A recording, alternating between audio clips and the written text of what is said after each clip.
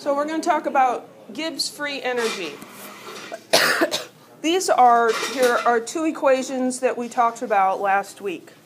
The change in entropy for the universe is equal to the change in entropy for the system plus the change in entropy for the surroundings. And we derived this one, the change in entropy for the surroundings is equal to the negative of the change in enthalpy for the system divided by the temperature, and that temperature would be in kelvins. So we can combine these two equations into one. And what I'm going to do here is I'm going to take delta S surroundings. I'm going to take this part and substitute it in for this. So we end up with delta S for the universe equals delta S for the system minus delta H for the system divided by the temperature.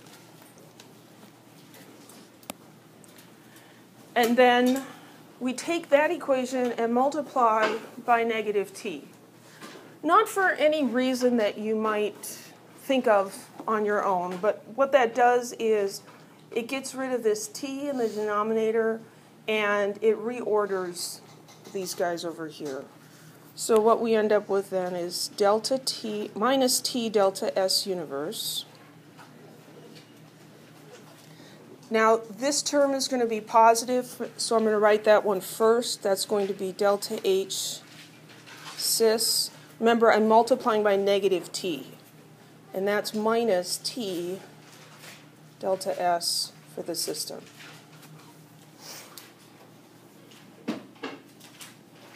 So now what we can do here is, we can get information about the change in entropy for the universe just looking at things that are occurring in the system. This had the surroundings, and this had the surroundings, and it's hard to quantify what's going on with the surroundings. So this becomes a more useful type of equation. Is there a name for this equation? We're getting there. It was just this with subscripts on it. So we're going to drop the cis subscript now, and we will just remember that anytime we have a quantity without a subscript, we're talking about the system. That's usually what we're interested in, right? It's the system, the reaction, what's going on in the beaker or the flask. So I just took that previous equation, and all I did was I removed the cis subscripts on entropy and enthalpy here. So negative t times the change in entropy for the universe is equal to delta H minus t delta S. And so here's where the Gibbs free energy comes in. Gibbs free energy, hang on a minute. Okay, I fixed the typo here. Gibbs free energy has the symbol G. This is one of the few variable choices that make sense, right? Gibbs starts with G and its symbol is G. I like that one. The Gibbs free energy is equal to H minus TS.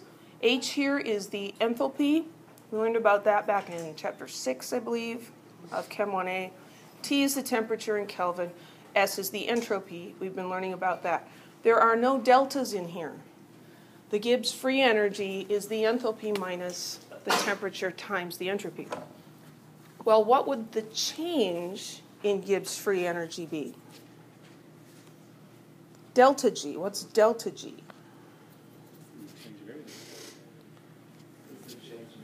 Delta G is going to be equal to delta H minus the temperature. The temperature is not changing because this is specified constant temperature. Right. T delta S. So that's the change in Gibbs free energy. What does this look like? This part up here, right? That is equal to delta G.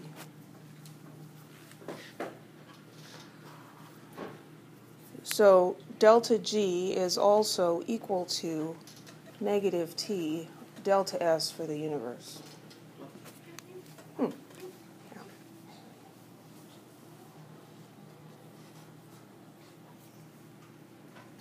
So this guy's important. We're going to use him a fair amount. That's the Gibbs free energy equation. So the change in Gibbs free energy for a process that occurs at constant temperature and pressure is proportional to the negative of the change in entropy of the universe. That makes delta G a criterion for spontaneity. Because what needs to happen in order for a process to be spontaneous? Relating to the change in entropy for the universe. The change in entropy of the universe needs to be positive. It needs to be getting larger in order for the process to be spontaneous.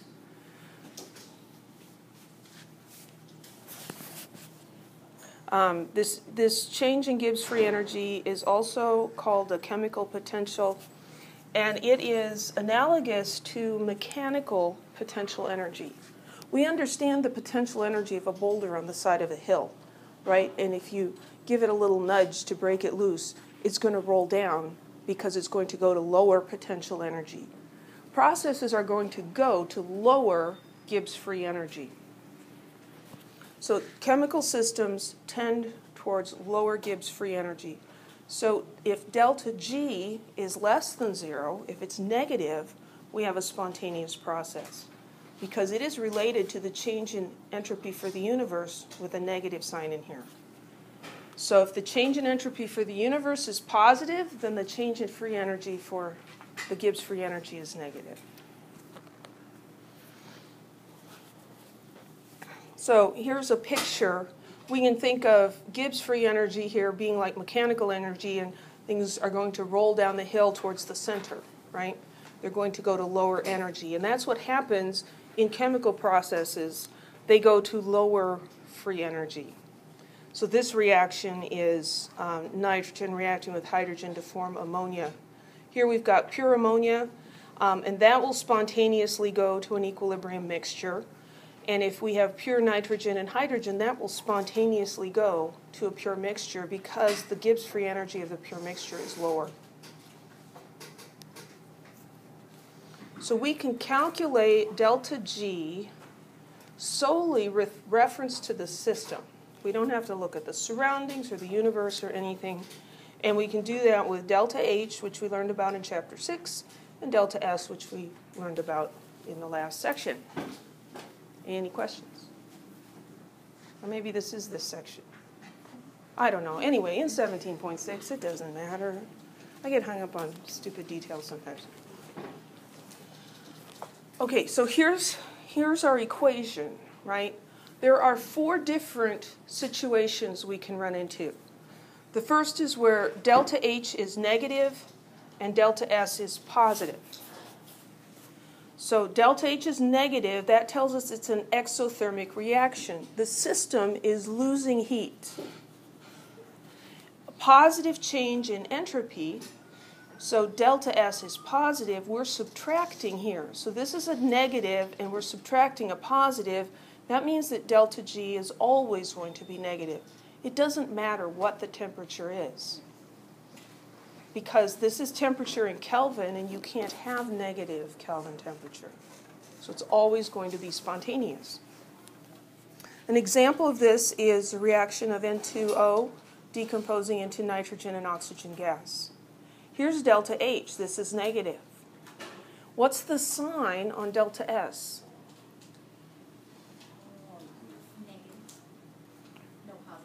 Positive. The entropy is increasing because here we have 2 moles of gas and here we have 3 moles of gas. We're increasing the number of particles. That increases the number of places that energy can be put. So W goes up and delta S goes up. It's positive. Any questions?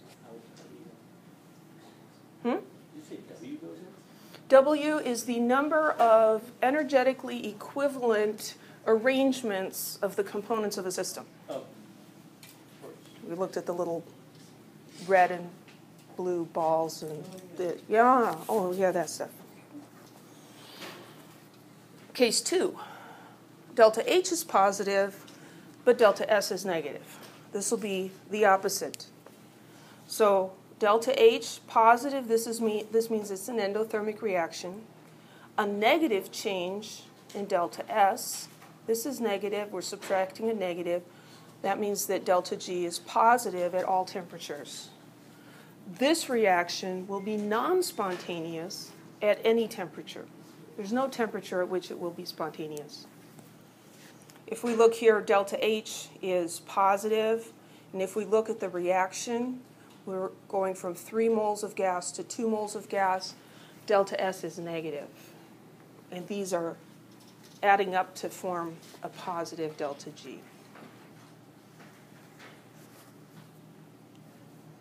I'm sitting in stunned silence.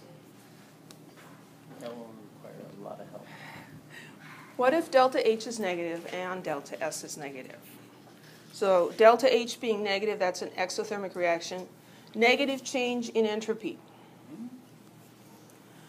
The example here is liquid water freezing to solid water.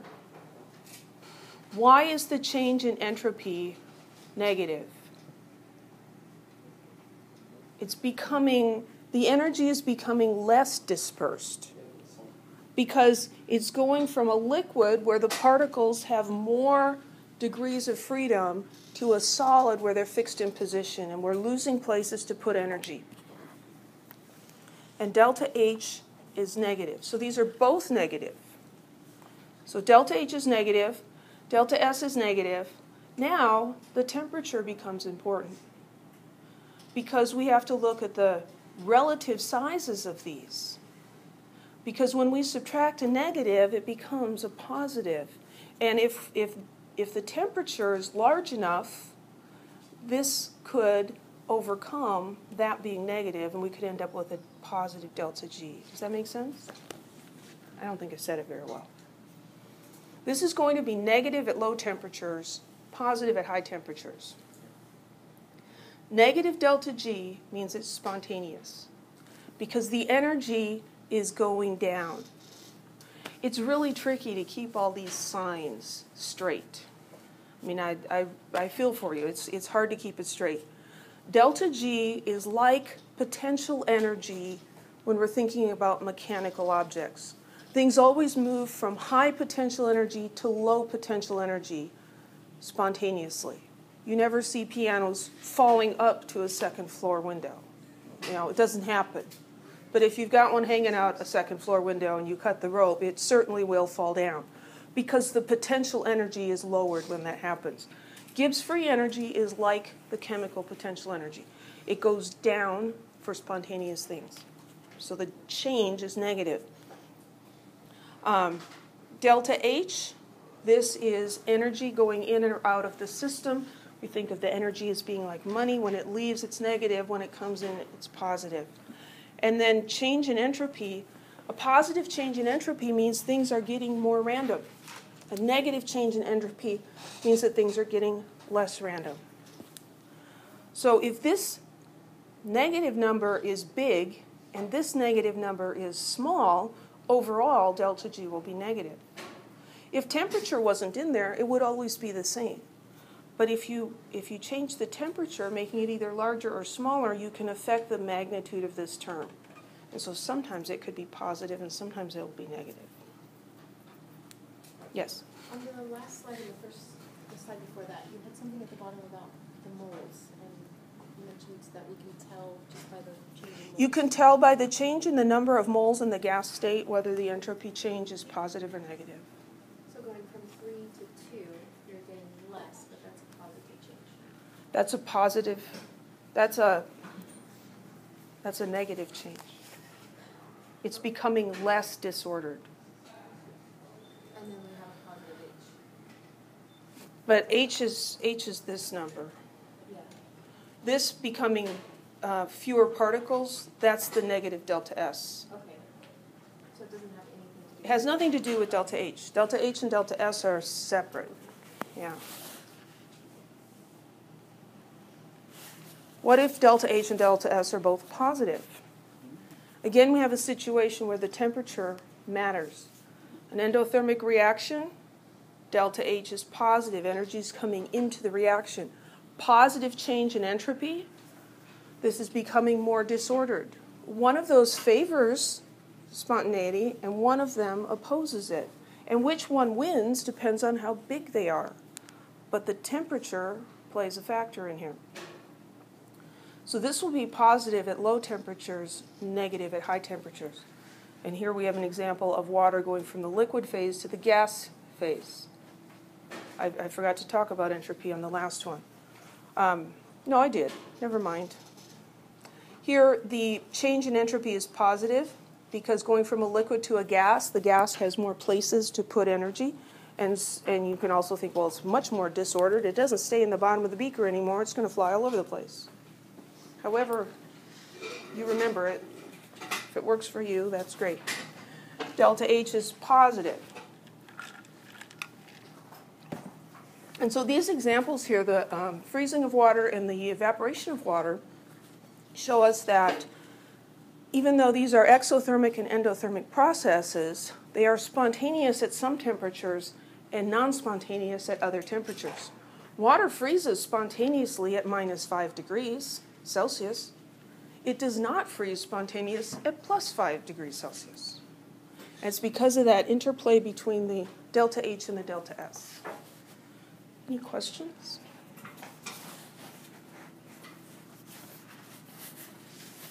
This is one of those kind of in the middle sorts of things where we have a chemical equation and we have numbers, but we're not really calculating anything. We're just looking at, well, if this was bigger, how would that one change?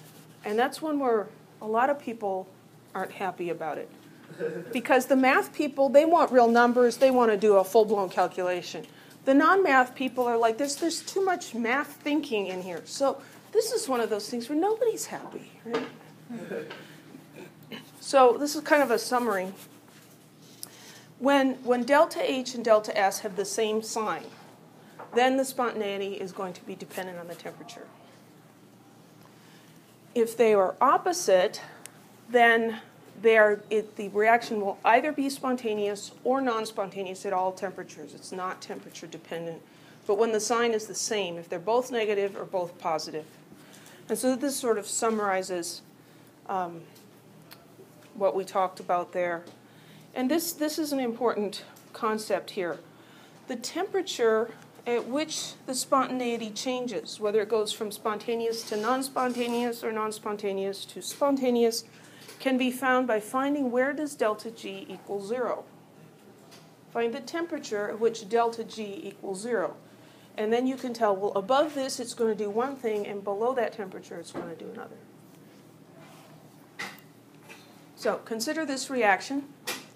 Calculate delta G at 25 degrees Celsius and determine whether the reaction is spontaneous. Does delta G become more negative or more positive as the temperature increases?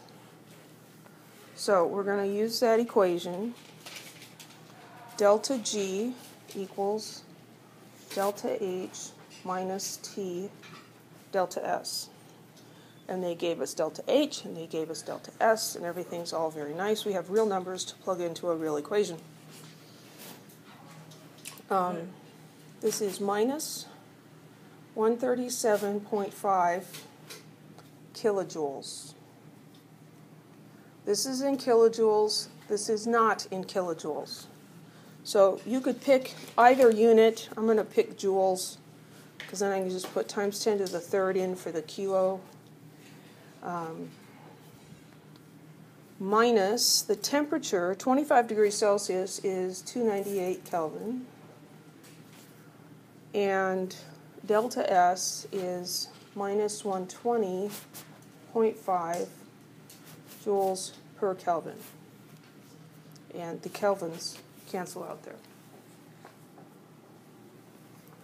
Forgot to pull out my calculator.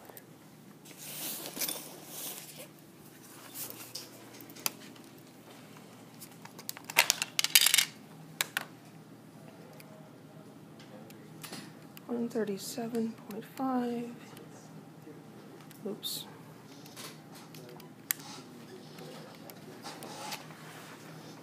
Three. 298 times 120. I'm going to sneeze. Okay. I sneezed so hard I turned the iPad upside down. So I'm getting minus 101,591. And the unit on that would be joules.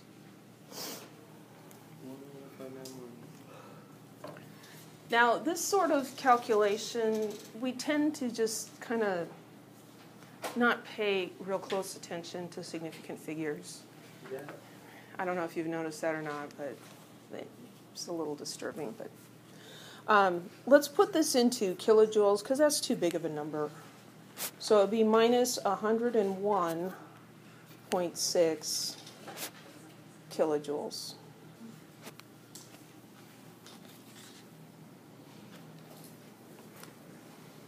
So is this reaction spontaneous? There's 50% chance. Yes. Delta G is negative. That's the chemical version of potential energy. When potential energy goes down, things happen by themselves. Ball rolling down the hill. Okay, so this is rolling down a chemical hill. Yes, it is spontaneous. Is delta G going to be more negative or more positive as the temperature increases? So if this number, if 298 gets larger, here we have a negative and a negative. This becomes positive, right? We have a negative number plus a number here that's positive then. So as that gets larger, this is going to become less negative or more negative? Less negative. Now, thinking through it that way is awesome. If you're taking a test and you're just scaring yourself, try this. Let's try 500 Kelvin. That's bigger. And just see what you get, right? That's absolutely fine. Any questions?